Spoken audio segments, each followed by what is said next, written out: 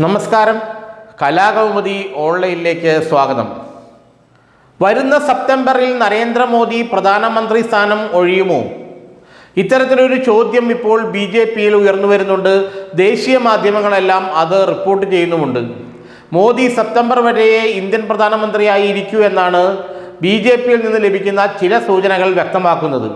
എന്നാൽ അത് മോദി വിരുദ്ധർ പടച്ചുണ്ടാക്കുന്ന വാർത്തകളാണെന്നും അങ്ങനെയൊരു ചർച്ചയെ BJPയിലും സംഘപരിവാറിലും നടന്നിട്ടില്ല എന്നുമാണ് BJP നേതാക്കൾ പറയുന്നത്. എന്നാൽ RSS അധ്യക്ഷൻ മോഹൻ ഭഗവത് 75 വയസ്സ് കഴിഞ്ഞാൽ സ്ഥാനം ഒഴിയണമെന്ന് വീണ്ടും ആവർത്തിക്കുന്നുണ്ട്. തനിക്കും മോദിക്കും സെപ്റ്റംബറിൽ 75 വയസ്സ് തികയുമെന്ന് മോഹൻ ഭഗവത്തിന് അറിയാം. താൻ സെപ്റ്റംബറിൽ വിരമിക്കുമെന്നാണ് മോഹൻ ഭഗവത് സംഘ നേതൃത്വത്തെ അറിയിച്ചിരിക്കുന്നത്. അപ്പോൾ മോദിയും വിരമിക്കേണ്ടതല്ലേ എന്നുള്ള ചോദ്യം ഉയർന്നു വരും.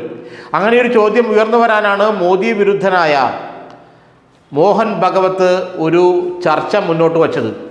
മോഹൻ ഭഗവത് ഇപ്പോൾ തീർച്ചയായും തികഞ്ഞ ഒരു മോദി വിരുദ്ധ പക്ഷത്ത് നിൽക്കുന്നയാളാണ്. അയോധ്യയിലെ രാമക്ഷേത്ര നിർമ്മാണത്തിൻ്റെ അല്ലെങ്കിൽ അതിൻ്റെ പ്രതിഷ്ഠാദിന ചടങ്ങിലെല്ലാം നരേന്ദ്രമോദി ഇറങ്ങിയാണ് കാര്യങ്ങൾ കൈകാര്യം ചെയ്തിരുന്നത്. പ്രാണപ്രതിഷ്ഠാ ചടങ്ങ് വരെ നടത്തിയത് പ്രധാനമന്ത്രി നരേന്ദ്രമോദിയാണ്. നിശബ്ദനായി തൊട്ടടുത്ത് മോഹൻ ഭഗവത് ഇരിക്കുന്നുണ്ടായിരുന്നു.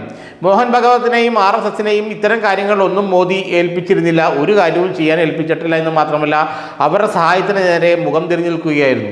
എന്നാൽ 2024 ലോക്സഭാ തെരഞ്ഞെടുപ്പിൽ BJPക്ക് വലിയ തിരിച്ചടിയേറ്റു. കേവല ഭൂരിപക്ഷം നഷ്ടപ്പെട്ടു. ഇതോടുകൂടി നരേന്ദ്രമോദി വാലും ചുരുട്ടി RSSൻ്റെ മൂലയിലായി.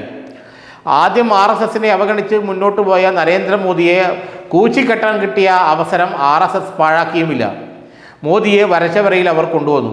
അങ്ങനെയാണ് വീണ്ടും 75 വയസ്സ് കഴിഞ്ഞാൽ ഒഴിയണം, അല്ലെങ്കിൽ ഇപ്പോൾ വഹിച്ചിരിക്കുന്ന സ്ഥാനങ്ങൾ അത് BJPയിലായാലും RSSലായാലും വിശ്വഹിന്ദു പരിഷത്തിലായാലും സംഘപരിവാറിൻ്റെ ഏത് സംഘടനയിലായാലും ഇപ്പോൾ വഹിച്ചിരിക്കുന്ന സ്ഥാനങ്ങൾ 75 വയസ്സ് കഴിഞ്ഞാൽ അവർ ഉപേക്ഷിക്കണമെന്നുള്ള ഒരു നിലപാട് RSS വീണ്ടും ആവർത്തിച്ച് പറയുന്നത്. അതിൻ്റെ ലക്ഷ്യം നരേന്ദ്രമോദി മാത്രമാണെന്ന് മോദിക്ക് നന്നായി അറിയാം. മോദിയെ പ്രധാനമന്ത്രി സ്ഥാനത്ത് നിന്ന് നീക്കി യോഗി ആദിത്യനാഥിനെയോ ദേവേന്ദ്ര ഫട്നാവിസിനെയോ പ്രധാനമന്ത്രിയാക്കണമെന്നുള്ളൊരു ആഗ്രഹം സംഘ നേതൃത്വത്തിനുണ്ട്. എന്നാൽ മോദിക്കാവട്ടെ അമിത്ഷാ തന്നെ വേണമെന്ന നിർബന്ധമാണ്. അമിത്ഷായെ ഒരു കാരണവശാലും RSS അടുപ്പിക്കില്ല. കാരണം RSSൻ്റെ ഗുഡ് ബുക്കിലുള്ള നേതാവല്ല അമിത്ഷാ. മോദിയാണെങ്കിൽ തൻ്റെ ഏറ്റവും വിശ്വസനായി കരുതുന്നയാളാണ് ഈ ആഭ്യന്തരമന്ത്രി അമിത്ഷാ.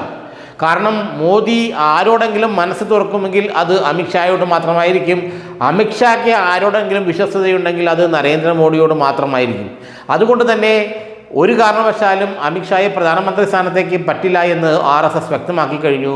അവരുടെ ദൃഷ്ടിയിൽ യോഗി ആദിത്യനാഥോ മഹാരാഷ്ട്ര മുഖ്യമന്ത്രി ദേവേന്ദ്ര ഫട്നാവിസോ ആണ് ഇനി പ്രധാനമന്ത്രി ആകേണ്ടത്.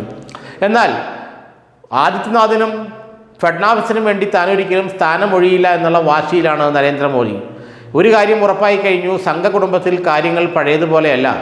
മോദിക്കെതിരെ RSSൻ്റെ നേതൃത്വത്തിൽ, പ്രത്യേകിച്ച് ഇപ്പോഴത്തെ RSS അധ്യക്ഷൻ്റെ നേതൃത്വത്തിൽ വലിയൊരു ചില നീക്കങ്ങൾ നടക്കുന്നുണ്ട്. മോദിയെ പ്രധാനമന്ത്രി സ്ഥാനത്ത് നിന്നും മാറ്റണമെന്നുള്ള രീതിയിലാണ് ആ നീക്കങ്ങൾ മുന്നോട്ട് പോകുന്നത്. എന്നാൽ അതിനെല്ലാം മോദി തൻ്റെ അധികാരം ഉപയോഗിച്ച് തടയിടുന്നുമുണ്ട്. ഇനി വരുന്ന തെരഞ്ഞെടുപ്പ് 2029 എന്നുള്ളത് കൊണ്ട് മോദിക്ക് ഇപ്പോൾ തലമുണ്ടാക്കേണ്ട കാര്യമില്ല. പക്ഷേ മോദി ഒഴിയണമെന്നുള്ള ചർച്ച RSS നേതൃത്വം മനഃപൂർവ്വം ഉയർത്തിവിട്ടതാണെന്ന് നരേന്ദ്രമോദിക്ക് നന്നായി അറിയാം. അത് തന്നെ ഉന്നം വച്ച് മാത്രമാണെന്നും അവർക്കറിയാം.